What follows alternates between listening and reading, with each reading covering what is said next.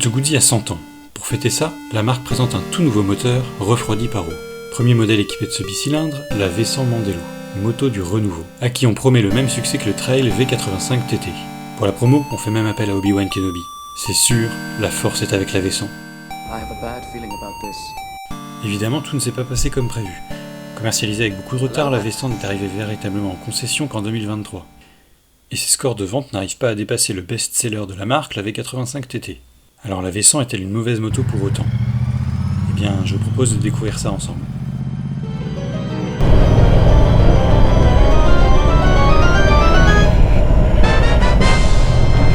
Et voilà, 20 000 km avec ma V100.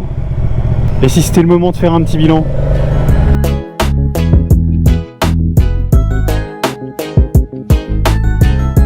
En juillet 2024, je me séparais de ma fidèle V7, avec laquelle j'avais parcouru 50 000 km en 5 ans, pour l'échanger contre une V100, plus moderne et plus confortable. J'ai une relation particulière avec cette moto, une relation d'amour-haine, puisque j'ai quand même eu un gros pincement au cœur quand j'ai laissé ma fidèle V7 après 50 000 km. Pour une moto complètement différente et plus du tout dans le style néo-rétro que j'aimais et qui m'a fait entrer dans la moto. Passé l'euphorie de la première semaine d'achat, en fait j'ai commencé à regretter. Et j'ai vu que les défauts. La position de conduite vraiment étrange. Les volets qui sont pas aussi efficaces qu'ils devraient. La protection qui est, elle est assez indigne d'une moto qui se veut jeter. L'autonomie qui est inférieure à ma V7 et ça m'embête vraiment et ça m'embête toujours. Bref, je voyais que les défauts. Et en fait, à force de rouler, je l'aime. À chaque fois que j'allume le moteur, à chaque fois que je parcours les premiers mètres, mamma mia, je me dis mais comment je pourrais m'en séparer un jour de celle-là? Je l'adore. Et puis quand je la regarde, en fait, la plastique pour moi, ça en fait pas la plus jolie des motos, mais c'est la partie mécanique, le monobras, l'arbre de transmission. Le moteur en lui-même, je trouve que tout est beau dans la mécanique de cette moto. Le dessin des jantes, c'est vraiment une belle pièce. Parfois je regarde ce qui se fait chez Kawa, chez Honda, des motos sérieuses, des motos intéressantes, mais qui claquent pas autant quoi. Pourquoi choisir une V100 plutôt qu'une Stelvio? Les trails, j'en ai pas l'usage en fait. J'ai pas besoin d'être haut perché sur la moto, je m'aventure pas dans les chemins. Moi je fais de la route, j'ai besoin d'une routière. Dans la gamme Guzzi, c'est ce qui s'en approche le plus. Alors comment je l'ai équipée la mienne? Ça, ce sont des ajouts que j'ai fait dès l'achat. La grille de protection du radiateur de chez Mistral, c'est écrit. Le prolongateur de garde-boue avant qui vient de chez Pyramide. Parce que dans le Finistère on roule souvent sur la boue, comme en témoigne l'état de ma moto. Les feux longue portée, oui, quand je vais bosser le matin et que je dois traverser le Finistère dans la nuit et le brouillard, je suis vraiment content de les avoir. Ça éclaire mieux que ma voiture, donc franchement ça c'est bien, c'est vraiment un très très bon ajout. J'ai opté pour la béquille centrale, c'est plus pratique pour ranger les motos dans le garage. J'ai également monté une bulle haute de chez Puig. Indispensable quand on fait de la route longtemps. La bulle d'origine doit s'arrêter à peu près là. Donc en position haute, ça correspond à la position basse ici. Donc il faut vraiment une bulle aftermarket si on veut utiliser cette moto comme une GT digne de ce nom. Et franchement là ça protège bien. C'est seulement les mains qui sont pas protégées en fait. J'ai pas mis de protège-main parce que je trouve ça très moche et que j'ai des manchons pour quand il pleut. Si jamais vous vous demandez si la V100 est bien une moto Guzzi, la réponse est oui. Le moteur qui est modernisé par rapport au moteur culbuté qu'on avait avant sur les Guzzi. C'est pas un moteur aseptisé.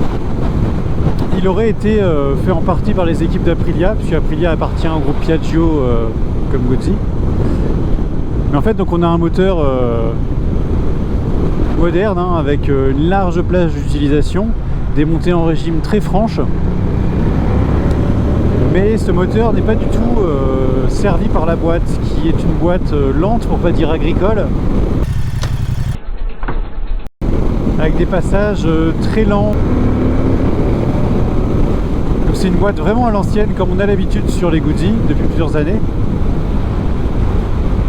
Et un moteur moderne, une espèce d'ensemble un peu Shadok, typiquement Guzzi au fond. Donc oui, on a bien une Guzzi, un peu modernisée, mais qui garde le caractère des anciennes motos de Mandello. Et moi, ça me plaît. Alors, est-ce que c'est la meilleure moto du monde? Bah bien sûr que non, c'est une Guzzi. C'est une moto à part.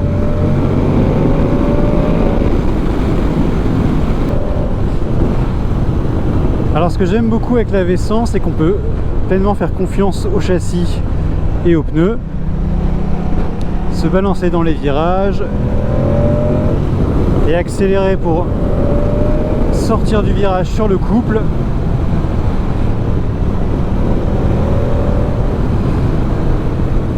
Bon, je regrette par contre que le frein arrière n'est pas suffisamment mordant et qu'on ne peut pas jouer seulement du frein arrière. Il faut rebalancer un petit peu avec le frein avant pour équilibrer, pour être sûr de bien s'inscrire dans le virage.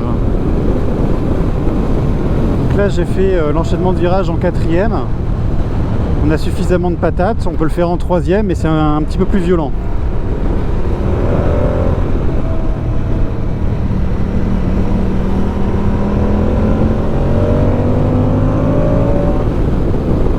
Donc il ne faut pas prendre la V100 pour une moto placide comme les motos Guzzi qu'on a eu ces 20-25 dernières années. C'est vraiment une moto qui a un petit caractère sportif et un caractère franchement joueur.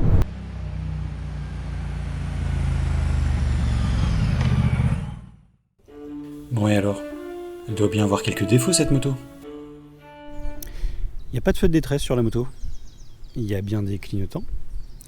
Un à gauche, un à droite, mais il n'y a pas de feu de détresse. Donc quand on fait de l'interfile, on est moins bien vu. Dommage. Dernière modification en date, c'est l'ajout d'une prise USB au tableau de bord, juste ici. L'emplacement est là d'origine, mais il n'y a pas la prise femelle. Ce qui est franchement stupide, inexplicable, étant donné son prix ridicule, et le fait qu'il y ait en fait un pré-embranchement déjà en place. Donc là je comprends pas. Pour une moto qui se veut premium, pourquoi ne pas mettre de prise USB au tableau de bord? D'autant que Guzzi a fait l'effort d'en mettre une sous la selle. Ici, exactement la même prise, la même pièce. Sachant que si on met un sac à l'arrière, c'est difficile de brancher ou de débrancher des appareils électroniques. D'où la rallonge, comme ça je fais tout depuis l'extérieur. Enfin je faisais tout, maintenant j'ai tout au tableau de bord. Mais voilà, c'est le genre de truc un peu moto Guzzi dans l'âme, un peu décevant. Pas dramatique, mais décevant.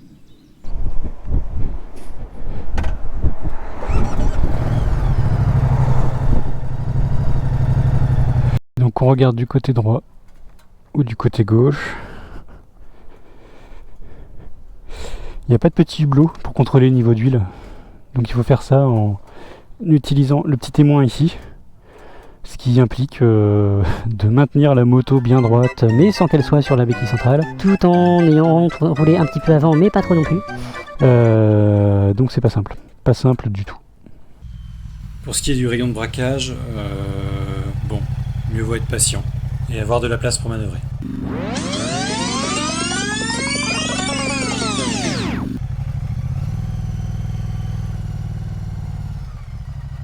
Autre détail Guzzi, il faudra que j'essaye de le capter avec le son, c'est le bruit de casserole du moteur. Alors pas le bruit de fonctionnement en lui-même, il y a une sorte de bruit parasite qui accompagne le fonctionnement du moteur, qui est vraiment un bruit de ferraille, un bruit de casserole.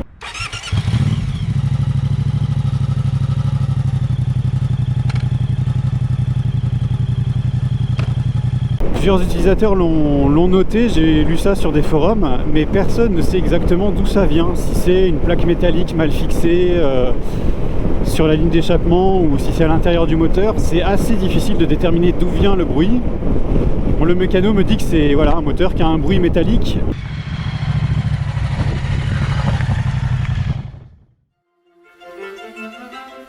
Et sinon au quotidien, elle est facile à vivre? Il est vraiment facile de naviguer dans les menus grâce à la croix directionnelle qui est ici. C'est assez instinctif, on s'y retrouve très vite et je dirais qu'au bout d'1 ou 2 heures de route, c'est bon, on a compris le fonctionnement. Donc là, je vais changer la position de la bulle. Faut pas qu'il y ait trop de vent, on appuie sur la bulle, sinon je ne peux pas la monter. Et c'est bon, ça monte. Donc là, à l'oreille, je sens tout de suite la différence.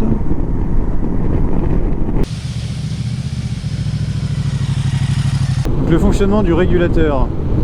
J'utilise la petite gâchette qui est ici. Je maintiens à gauche jusqu'à ce qu'il affiche une vitesse. Ce ne sera pas 55, je rappuie.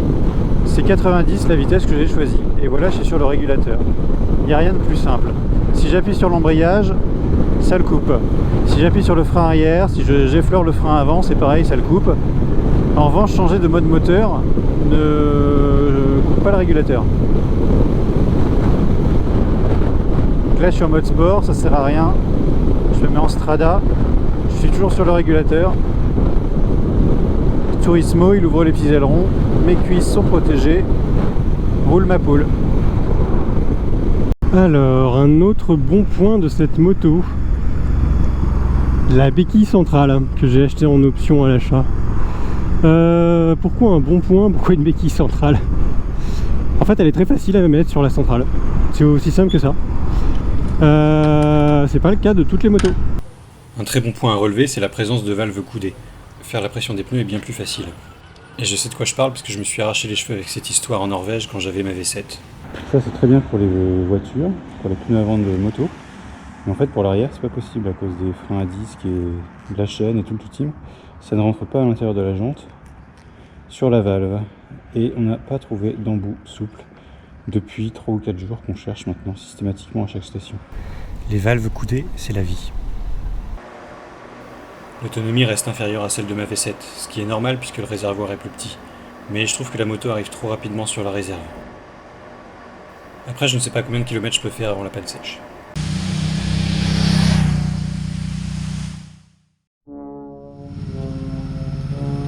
Bon, parlons des choses qui fâchent. La fiabilité. Le premier petit désagrément que j'ai eu avec la moto, quelques mois après l'avoir achetée, en plein mois de novembre, je la retrouve sur le parking du taf, après le travail, avec du liquide de refroidissement qui s'était répandu partout. Et j'ai réussi à rentrer chez moi, j'avais une 50aine de kilomètres à faire, et il n'y a pas eu de problème de surchauffe ou rien. Donc je suis allé voir directement mon concessionnaire Guzzi, qui n'avait jamais eu le problème. Il a simplement changé le collier de serrage ici, et depuis il n'y a pas eu de nouveaux problèmes. Donc en fait à quoi c'était dû? Simplement un collier de serrage pas assez costaud fixé en usine. Oh c'est ballot! Il suffisait de mettre un collier de serrage un peu plus costaud, tout comme ici il aurait fallu mettre une vis un peu plus costaud. Donc la vis qui avait pété c'est celle qui est ici, qu'on voit juste là au milieu. En fait la vis était sûrement trop fragile et comme les deux pièces ne s'emboîtent pas naturellement l'une en face de l'autre, ça mettait la vis en contrainte qui a fini par lâcher au bout de plusieurs milliers de kilomètres. La solution que m'a proposée mon concessionnaire Moto Guzzi à Brest, c'est simplement de remplacer la vis par une vis plus épaisse et plus solide. Et manifestement, ça tient. La solution proposée par Piaggio, c'était de changer toute la ligne d'échappement pour avoir les deux pièces qui s'emboîtent bien l'une en face de l'autre, mais pour un prix absolument délirant.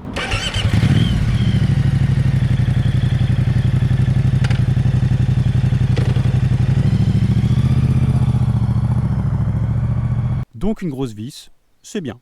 Donc là on observe nettement une coloration assez différente entre les pièces du bloc moteur. Ici c'est pas la même teinte ni la même texture que là et là. Donc là évidemment il y a un peu de crasse, mais de toute façon si on regarde on voit bien que les nuances de gris sont pas du tout les mêmes entre les trois pièces. C'est pas très esthétique mais c'est pas dramatique. Après à quoi c'est dû? Apparemment certaines pièces du moteur seraient usinées en Chine et non pas à l'usine historique de Mandello en Italie. Donc c'est peut-être un acier de moins bonne qualité ou un alliage qui n'est pas tout à fait le même. Là honnêtement je ne sais pas les raisons exactes de cette différence de teinte. C'est dommage pour une moto de ce prix là et de ce positionnement on va dire premium. Après moi ça m'empêche pas de dormir. Je ne sais pas si on peut vraiment parler de problème de fiabilité. Je parlerais plutôt d'erreur de jeunesse. Donc quel bilan tiré de cette moto Guzzi après 2 ans d'utilisation plutôt intensive? Pour résumer, c'est une moto polyvalente. Je sais que c'est un terme qui est souvent galvaudé dans la presse moto pour désigner en fait à peu près toutes les motos qui sortent aujourd'hui, Mais la Vesson est polyvalente en ceci que on peut tout faire avec. Si on est d'humeur joueuse, on peut aller s'amuser dans les virages avec le mode sport. Faire confiance au châssis pour pencher le plus possible et relancer avec le gros couple en sortie de virage. Et par contre, s'il faut bosser été comme hiver, de jour comme de nuit avec, elle le fait de la même manière. Et donc pour moi c'est ça, une vraie moto polyvalente. Mais finalement, commercialement, il me semble qu'elle a souffert de cette polyvalence, puisque les motards sont un peu perdus face à cette moto. Surtout ceux qui recherchent une moto Guzzi à l'ancienne, bah non, en fait c'est pas ça. Il faut prendre cette moto pour ce qu'elle est. C'est-à-dire le renouveau de moto Guzzi qui s'est enfin modernisé. C'est pas une moto sportive, c'est pas complètement une voyageuse non plus. C'est un gros roadster caréné qui peut faire énormément. Et en plus ça change des trails.